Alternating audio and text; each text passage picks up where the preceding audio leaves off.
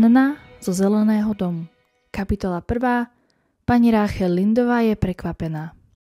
Pani Ráchel Lindová bývala presne tam, kde sa hlavná cesta v Avonlea zvažovala do Malej dolinky. Tá bola lemovaná jelšami a fuksiami a pretekal ňou potok, ktorý pramenil ďaleko v lesoch starého majetku Cuthbertovcov. O tom potoku sa vravelo, že vo svojom hornom toku je divoký a spletitý, plný tajúplných tôní a vodopádov. Ale keď dorazil do Lindovej doliny, zmenil sa na tichý a slušne sa správajúci potôčik. Ani potok si totiž netrúfol pretekať popri dome pani Ráchel Lindovej bez patričného rešpektu k slušnosti a poriadku. Možno si dokonca uvedomoval, že pani Ráchel sedí pri svojom kuchynskom okne a ostrým zrakom sleduje všetko, čo tadiaľ prejde. Od potokov až po deti. A ak by si všimla, čo je len náznak niečoho nezvyčajného, nedala by pokoj, kým by nezistila čo, prečo a ako. V Avonlea aj mimo neho je mnoho ľudí, ktorí sa radi starajú do veci iných tým, že zanedbávajú tie svoje. Ale pani Ráchel Lindová bola z tých schopných žien, ktoré si vedia poradiť aj so svojimi vecami, aj s vecami druhých. Bola vzornou gazdinou. Jej dom bol vždy v poriadku, práca hotová a dobre vykonaná. Viedla ženský krúžok, pomáhala s nedeľnou školou, bola oporou farskej pomoci a misijného spolku. A napriek tomu všetkému si vedela nájsť čas, aby celé hodiny sedávala pri kuchynskom okne, plietla deky z bavlnených priadzí a popritom pozorovala hlavnú cestu. Z jej okna mala výhľad na cestu, ktorá križovala dolinu a kľukatila sa do strmého červeného kopca. A keďže Avonlea ležalo na malom trojuholníkovom polostrove, vybiehajúcom do zálivu svätého Vavrinca, každý, kto do obce prichádzal alebo z nej odchádzal, musel prejsť práve tadiaľ. A teda pod priamym dohľadom neomylnej pani Ráchel. Bolo skoré júnové popoludnie. Slnko prúdilo do kuchyne teplé a jasné. Sad pod domom žiaril ružovo-bielým kvetom ako nevesta a nad ním zúčalo tisíce včiel. Thomas Lind, tichý muž, ktorého všetci v Avonlea volali jednoducho, manžel Ráchel Lindovej, sadil na poli za stodolou neskorú repu. A Matej Cuthbert by mal robiť presne to isté, na veľkom červenom poli pri zelenom dome. Pani Ráchel to vedela.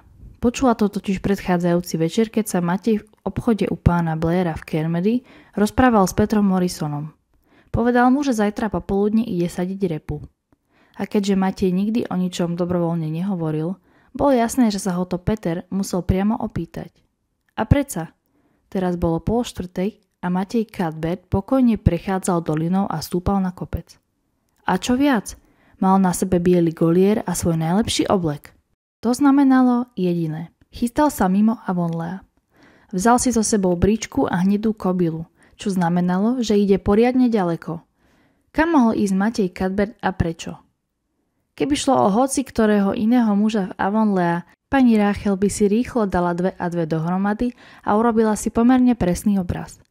Ale Matej takmer nikdy nikam nechodil. Muselo teda ísť o niečo výnimočné.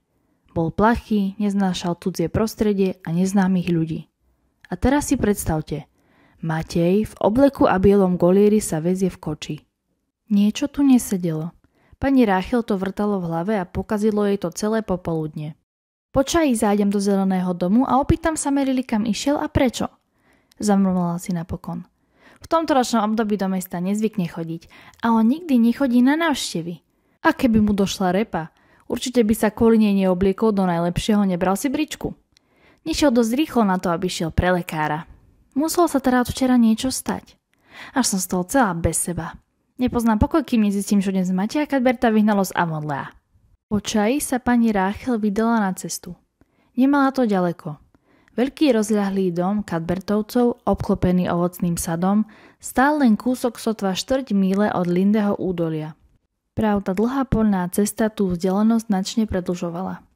Otec Mateja Cuthberta, rovnako hanblivý a mlčanlivý ako jeho syn, si kedysi pri zakladaní hospodárstva vybral miesto čo najďalej od ľudí. No nie až tak, aby sa musel utiahnuť do lesa. A tak zelený dom vyrástol na samom okraji vyklčovaného pozemku a stojí tam dodnes. Slavnej cesty, kde sa ostatné domy v Avonlea priateľsky tiesnia jeden vedľa druhého, ho takmer ani nevidno. Pre pani Ráchel to ani nebolo skutočné bývanie, skôr len také zdržiavanie sa. ako sama vravievala, keď kráčala po hlboko vyjazdenej ceste lemovanej divými ružami. Niet divu, že sú Matej a Merila tak trochu zvláštni, keď žijú takto odrezaní od sveta. Stromy človeku spoločnosť neurobia, hoci, pravdu povediac, keby to vedeli, tu by ich na to bolo dosť. Ale ja mám radšej ľudí. No zdá sa, že im to vyhovuje. Asi si človek zvykne na všetko. Aj na šibenicu, ako vravel ten Ír. A tak pani Ráchel vykročila zo záhrady rovno na dvor zeleného domu. Záhradka bola krásne zelená, úhľadná a presne upravená. Z jednej strany už strážili staré vrby, z druhej zasa prísne topole. Ani vecička, ani kamienok neboli mimo miesta. Pani Ráchel by si to určite všimla. V duchu si aj myslela, že Merila zametá dvor rovnako často ako kuchyňu. Dalo by sa tam jesť rovno strávy a človek by ani ten povestný kyblík prachu nenaplnil. Zaklopala rozhodne na kuchynské dvere a pri vyzvaní vstúpila do domu. Kuchyňa v zelenom dome bola veselá miestnosť. Alebo by taká bola, keby nebola až bolestivo čistá. Pripomínala skôr nevyužívaný salón. Západné okno vpúšťalo do miestnosti jemné júnové slnko, východné okno s výhľadom na zakvitnuté čerešne a brezy pri potoku bolo zatienené s pleťou viniča. Tu sa dávala Merila Cuthbertová. Vždy trochu podozrievavá voči slnku, ktoré sa jej zdalo príliš rozjarené a ľahkomyselné pre svet, ktorý má byť braný vážne. Sedela tam aj teraz, pletúc s prestretým stolom za chrbtom. Ešte predtým, než pani Ráchel zatvorila dvere, si v duchu všetko dôkladne prezrela. Boli tam 3 taniere, čiže Merila čakala niekoho s Matejom na večeru. Ale riad bol obyčajný a jediné, čo tam bolo sladké, boli jablkové zaváraniny a jeden druh koláča, čo značilo, že návšteva nebude nejako výnimočná. No čo potom Matejov sviatočný oblek a zapriahnutá kobila? Pani Ráchel bola z toho celá zmetená. Pekný večer, Ráchel, ozvala sa Merila vecne. Naozaj krásny však? Posaď sa, ako sa má tvoja rodina? Medzi Merilou Cuthbertovou a pani Ráchel vládlo čosi, čo by sa pre nedostatok pojmov dalo nazvať priateľstvom. Napriek, alebo možno aj práve pre ich odlišnosť. Merila bola vysoká, chudá žena ostrých rysov. Jej tmavé vlasy s pramienkami šedín mala vždy stiahnuté do pevného uzla, skrz ktorý trčali 2 drsné sponky. Vyzerala ako žena s úzkým rozhľadom a prísnym svedomím, čo bola pravda. No jej ústa mali v sebe čosi, čo by sa keby len trochu rozvinulo, mohol nazvať náznakom zmyslu pre humor. Všetci sme v celku zdraví, odpovedala pani Ráchel. Ale už som sa bála, že ty nie si, keď som dnes videla Mateja odchádzať. Myslela som, že ide k lekárovi. Merila sa usmiela. Presne to čakala. Vedela, že pohľad na Mateja v obleku s koňom a vozom jednoducho nemohol nechať pani Ráchel v pokoji. Som v poriadku. Včera ma trochu bolela hlava, povedala pokojne. Matej šiel do Bright River. Berieme si chlapca zo sirotinca v Novom Škótsku. Príde dnes podvečer vlakom. Keby bola Merila povedala, že Matej ide do Bright River vyzdvihnúť kenguru z Austrálie, pani Ráchel by nebola viac prekvapená. Zostala 5 sekúnd bez slova. Merila si predsa nikdy nerobila žarty, ale inak by musela uveriť, že si z nej uťahuje. To myslíš vážne, Merila? Opýtala sa, keď sa jej prinavrátil hlas. Samozrejme, odvetila Merila. Ako by získavanie chlapcov z detských domovov v Novom Škótsku patrilo k bežným jarným prácam na každom slušne vedenom gazdovstve v Avonlea a nie ako úplne nevídaný výmysel. Pre všetko na svete, čo vám to napadlo? Zachviela sa nevôľou. Veď sa jej nikto nespýtal na názor. A to si priam žiada jej nesúhlas. Uvažovali sme o tom už dlhšie. Vlastne celú zimu, odpovedala Merila. Pani Spencerová tu bola raz pred Vianocami a spomenula, že si na jar vezme dievčatko z domova v Hauptone. Má tam sesternicu, pozná to tam. Odvtedy sme sa o tom s Matejom občas rozprávali. Rozhodli sme sa, že si vezmeme chlapca. Veď Matej už nie je najmladší. Má 60 a nevládze ako kedysi. Dosť ho trápi srdce. A ty vieš, aké je dnes ťažké nájsť slušnú výpomoc. Všetko sú to len tí popletení napol vyrastení francúzski chlapci.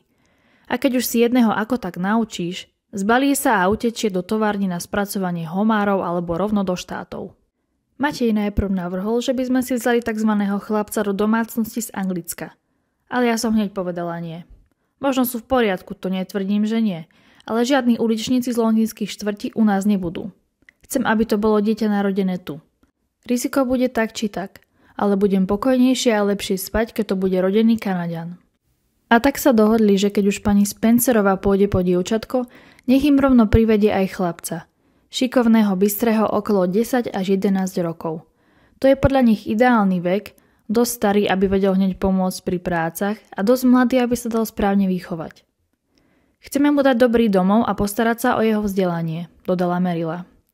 Dnes nám prišiel telegram od pani Spencerovej. Doručil ho poštár zo stanice. Píše, že prídu večerným vlakom o 5:30. Matej sa teda vybral do Bright River, aby ich tam čakal. Pani Spencerová ho tam vysadí. Pani Rachel bola hrdá na to, že si vždy povie, čo si myslí. A ani teraz nehodlala mlčať. Potom, čo si v duchu upratala tento šokujúci výstrelok, bola pripravená zaujať jasné stanovisko. Pozri sa, Merila. Poviem ti to rovno. Podľa mňa robíš hlúposť. A poriadne riskantnú hlúposť, ak chceš počuť pravdu. Nemáš ani tušenie, koho si berieš do domu. Privedieš si cudzie dieťa a netušíš, čo je zač, akú má povahu, po kom je ani čo z neho vyrastie. Vedľa minulý týždeň som čítala v novinách o manželoch zo západnej časti ostrova, zobrali si chlapca z domova a ten im v noci podpálil dom. Umyselne, Merila, takmer ich upiekol zaživa. Keby si sa bola spýtala na môj názor, čo si neurobila, Merila, mala by som ti povedala jediné. Pre Boha živého na nič také ani nepomýšľaj. Takéto utešovanie v štýle starozákonného Joba Merilu ani trochu nevyviedlo z miery. Pokojne ďalej štrikovala bez toho, aby čo jej len nadvihla obočie. Nevravím, že nemáš v niečom pravdu, Rachel. Aj mne napadli podobné obavy. Ale Matej sa už rozhodol. A keď už si raz niečo zaumieni, čo sa nestáva často, považujem za svoju povinnosť ustúpiť.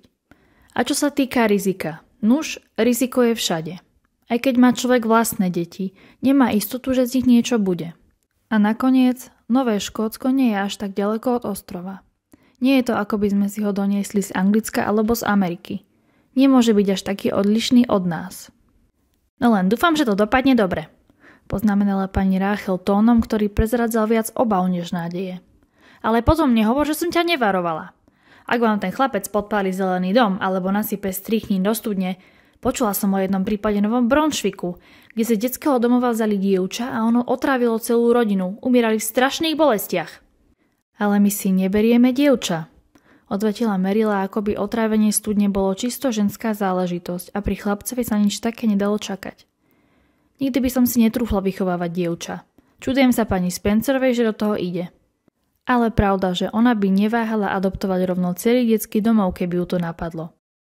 Pani Rachel by bola najradšej zostala, kým sa Matej nevráti aj s chlapcom. Ale keď si spočítala, že to potrvá ešte aspoň 2 hodiny, rozhodla sa ísť hore cestou k Belovcom a podeliť sa o túto novinu. Bude to senzácia prvej triedy a také pani Rachel priam zbožňovala. Tak sa pobrala preč, čo Merilu úprimne potešilo, lebo pod vplyvom Rachelinho večného pesimizmu sa jej vlastné obavy znovu začali ozývať. No toto? Také, čo si tu ešte nebolo. Vyhrkla pani Rachel, len čo bezpečne vyšla na cestu. Človek by si myslel, že sa mu to sníva. Úprimne je mi toho úbohého decka ľúto. Matej z Merilo o deťoch nevedia vôbec nič a budú od neho čakať, že bude rozumnejší a vyrovnanejší než vlastný starý otec.